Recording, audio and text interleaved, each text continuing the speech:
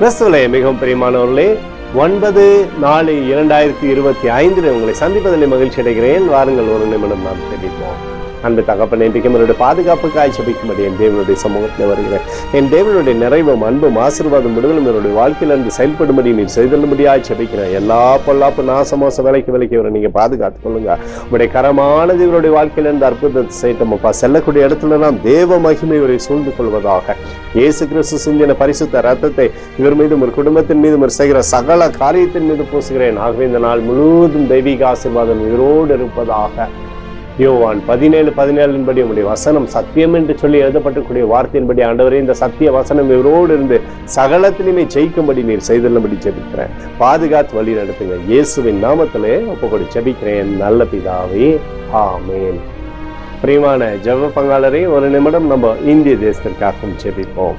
அந்த தகப்பனே, இந்திய தேசத்திற்காய் ஜெபிக்கும்படியாய் உங்களுடைய சமூகத்தில் வருகிறேன்ப்பா. 9/4/2025 என் தேசத்திலே நன்மைகள் உண்டாகும்படி நீர் செய்தல்லும்படி ஜெபிக்கிறபடி போலும் கைத்தட்டி தேசத்தை தேட்டட்டும். உடைய நிறைவானது தேசத்திலிருந்து அற்புதத்தை தரட்டும் தகப்பனே. செல்லக்கூடிய தேவனுடைய மகிமை என் தேசத்தில் எப்பொழுதும் ஆண்டவரே அற்புதத்தை செய்யும்படியாக நீர் செய்தல்லும்படியாய் ஜெபிக்கிறது தகப்பனே.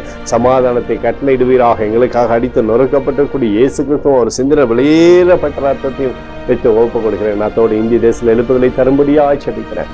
எழுப்புதலை தருவீராக, எழுப்புதலை தருவீராக, எழுப்புதலை தருவீராக. எழுப்புதல் எங்கள் கண்கள் பார்க்கும்படி நீர் ஆசீர்வதிக்கும்படி ஜெபிக்கிறேன். நேற்றும் இன்றும் என்று மாறாதவராகி இயேசுவின் நாமத்திலே ஒப்புக்கொடு ஜெபிக்கிறேன் நல்ல பிதாவே, ஆமேன். பிரியமான ஜெப பங்காளரே, ஆண்டவர் நம்மளுடைய ஜெபத்தை கேட்டிருக்கிறார். இந்த நாள் முழுவதும் கர்த்தராகிய இயேசு கிறிஸ்துக்குள் நீங்கள் வளரும்படி உங்களை வாழ்த்தி ஆசீர்வதிக்கிறேன். ஆமேன்.